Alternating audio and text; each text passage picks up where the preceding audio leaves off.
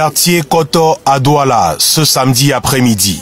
Le lieu d'un film d'horreur qui se tourne derrière les murs de cette maison à l'apparence plutôt tranquille.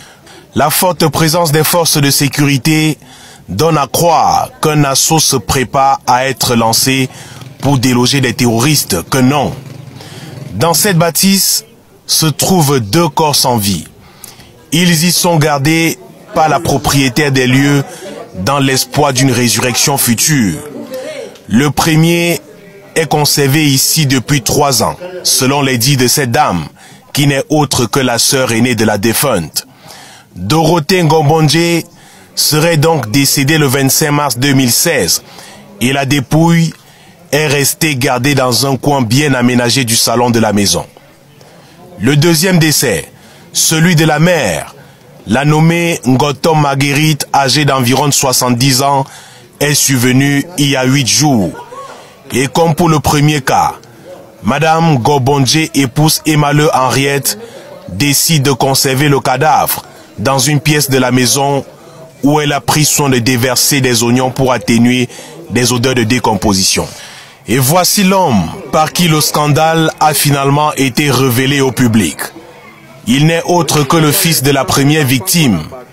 Selon ses dires, à la mort de sa maman, il ne se trouvait pas au Cameroun.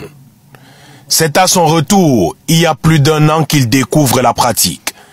Indigné, il tente de dénoncer sa tante, mais il est dissuadé dans son élan par des membres de sa famille qui eux aussi croient à une résurrection.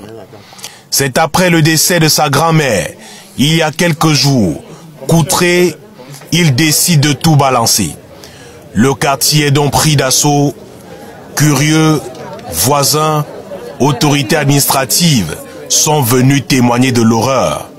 Après un tour dans la maison, en compagnie du procureur de la République, le médecin légiste pense que les 2 femmes auraient été assassinées sous réserve d'examens approfondis qui seront effectués sur les 2 dépouilles, actuellement gardées à l'hôpital Akentini de Douala.